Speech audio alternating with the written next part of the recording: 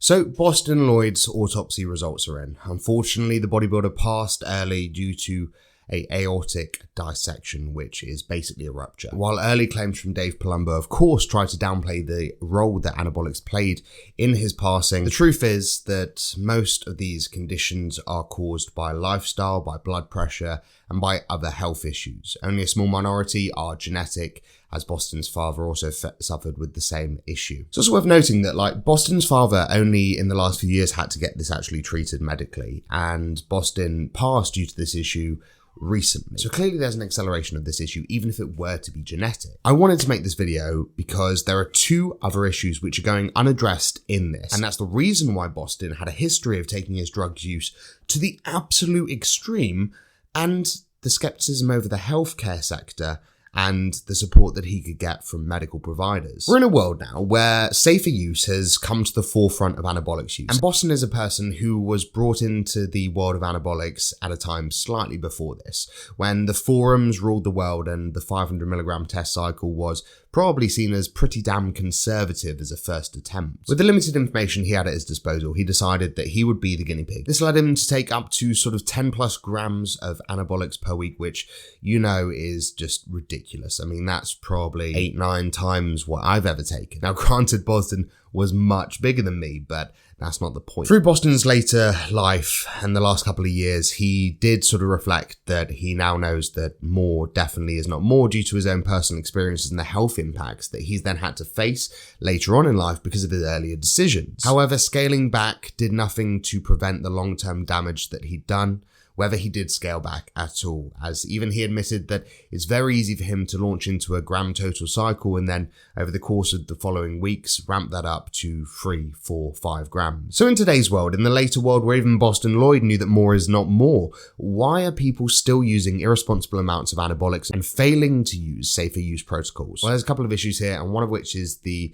sort of reiteration of outdated information and bro science. Unfortunately, there are a lot of people in this world who still believe that because of the fact that they used a heavy amount of anabolics, that's what's required. However, most of these people have never experienced a lower dose safer use cycle, and so don't really have a point to reflect this on. In my experience, although you get diminishing returns beyond a moderate use cycle, you're still going to get an increase in returns. If you go from being on cycle to off cycle, for example, is a drastic change, and I can only imagine what going from 5 to 10 grams of gear per week down to maybe 1 gram would feel like in comparison. But there's also people with poor genetics who enter this game who may go with a safer use model and find that actually they have a fairly limited response to anabolics. That gram to 1.5 grams per week just doesn't do it for them.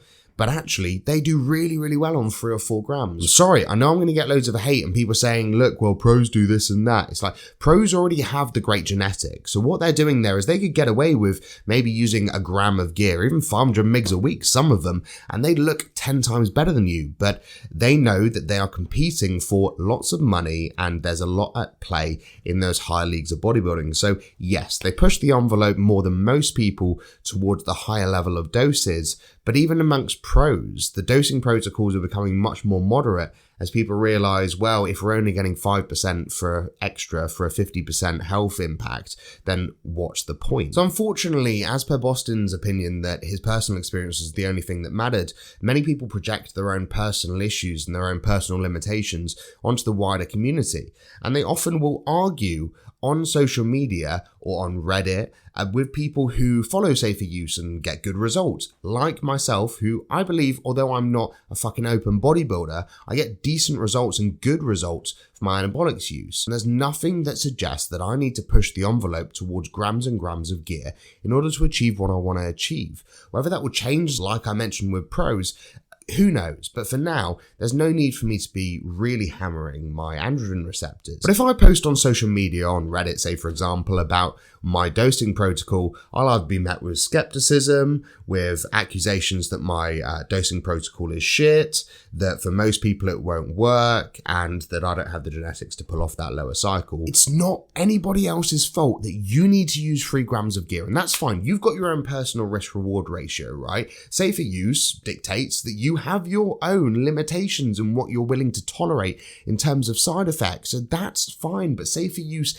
is not universal. Not everyone's risk profile is the same. Not everyone's response to anabolics or genetics for this game is the same. And there is no need for people to be arguing online about use protocols unless their dosages are in the extreme higher end. Because the only thing that you can adamantly say to somebody with regards to anabolics that will definitely be true is that if they're pushing the upper envelope, it's gonna have a negative effect on their health. And then we've got a completely opposite issue happening within our healthcare system. Bostin was stated to have been quite skeptical about healthcare providers, doctors, medical professionals, stating that, through his research, through his experience, he probably knows more about anabolics than those healthcare professionals. And guess what? He's right. Did his use lead to a better outcome? Fuck no. This is a man with a family who's passed away far too early. Of course the outcome wasn't great. But we live in a world where socially people will try to push us towards higher doses because that's what a lot of people have to use in order to get the results they want. And it's just bro science that's been touted for decades. So why wouldn't you follow what's worked for countless open pros before, whether they're living to tell you about it or not? And then what do you get when you go see a healthcare provider? Well, I'll tell you what I got.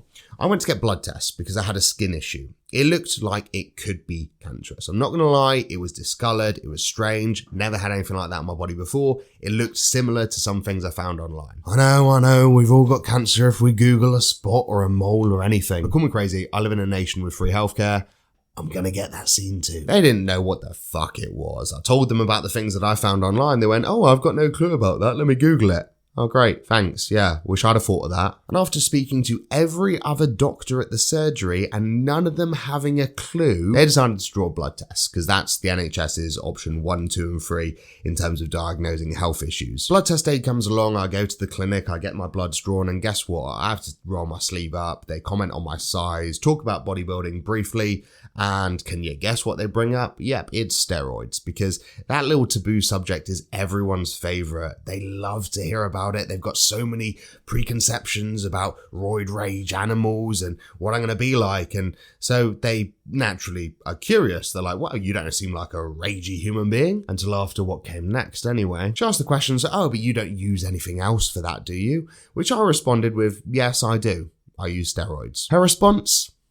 Oh, what a shame. Now, the misunderstanding and the belief that steroids are evil is something which I'm willing to brush over in society. We've all had the propaganda of the war on drugs, thank you very much, Mr. Reagan, to drill that into our skulls that we're all rage-fueled maniacs. But the condescending judgment I could have done without. This cemented in my mind something that I believe for a good while. That after bringing it up with healthcare professionals and them having not much to say other than judgment, the GP and my healthcare professionals probably weren't the best bet in order to help manage my health while on cycle. Now, granted, people within the US will probably have a bit of an easier time with this, with private TRT clinics spreading up all across the country, seeing the monetary opportunity in the high proportion of the population who are now using these drugs. With 1 million guys within the UK using them alone, which is about a 1 in 70 rate. But there are still issues, as clinics within the US are still only able to really discuss this within TRT parameters, so their guidance, their support is only going to be within that, and with the fear that health insurance may be lost if you openly discuss this with your healthcare provider. Not to mention the fact that information online is pretty much non-existent on these.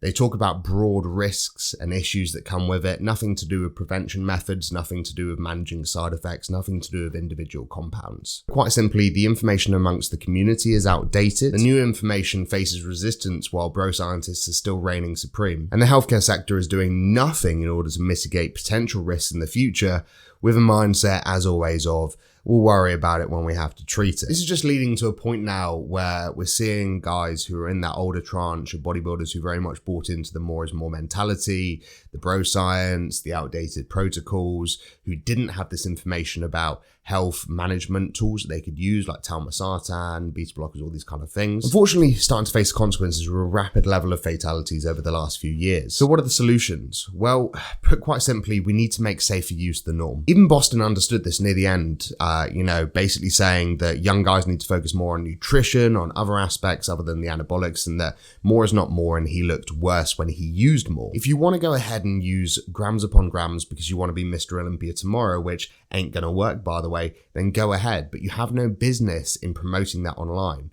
Think about whether what you're promoting could potentially lead to health impacts along the road for that person, and then think about whether it's worth weighing in, or whether you can leave them be to try to use these things safely, and if that doesn't work for them, they can weigh up the risk reward of adding more when considering their goals and potential. We're not going to be able to stop people taking stupid risks, but we can at least try and point them in the direction of using the safer approach as a first point of call, rather than saying, do 500 mgs of tests and then figure it out from there. And the NHS and health systems around the world just need to do more and more in terms of at least trying to work on preventative measures. The war on drugs has failed, right? We all know this. But I understand that these things are still illegal, so they can't actively provide support or recommendations or advice which could potentially lead to health issues if people are using these recreationally. But what they can do is at least try and promote the latest scientific literature. The scientific side of anabolics is a minefield. The pharmaceutical companies who create the health management drugs such as telmisartan and statins and these kind of drugs could see a potential in actually promoting these studies or funding these studies in order to find out more about health management while on cycle so that we could get more concrete data. And most importantly, there should be an access route to these drugs through the NHS or through health systems. We shouldn't have to go to China to buy drugs which are going to help to lower our blood pressure or make our kidneys function better. We all know that professional athletes and Dwayne Johnson definitely don't. Now, I understand that, the richer you are, the more access to these kind of top doctors and backroom doors that you have. But surely the biggest drain on the healthcare system is going to be the people without this kind of money, because they're not going to be the people paying massive private hospitals in order to deal with the solutions. They're going to be the ones who burden the taxpayer. So why would you not try and at least prevent these issues or delay these issues in those individuals? It's not advice to have information regarding specific compounds, scientific information online, outlining common side effects, linking the latest studies, and having a central resource bank so that people can go to trusted sources of information. Would this have encouraged Bostin to actually seek medical help? Maybe, maybe not. Maybe if he was provided access to a decent endocrinologist, maybe if these people kept up to date with the latest literature, consulted with people who advocate for safer use like Victor Black, and change their mindset from treatment to prevention. Either way, this video is just to highlight the crisis that we're in and the emphasis on the importance to at least try the safe route before you go to an option which is almost guaranteed to put you in an early grave. If you ask me, it's just common sense. The last couple of years have been really difficult to be in this game and to see what's happening, but it just emphasizes the fact that a change needs to occur. And luckily enough, I was part of an Oxford study over the last couple of years to look at how the NHS can better support people, but unfortunately, they seem to be more focused on needle sharing than on healthcare. So even when they try and be progressive, their mind's still stuck in the 80s. Hopefully one day the pharmaceutical companies see the benefit in funding research and advancing the medical knowledge about these kind of issues. But until then, I'll see you in the next one.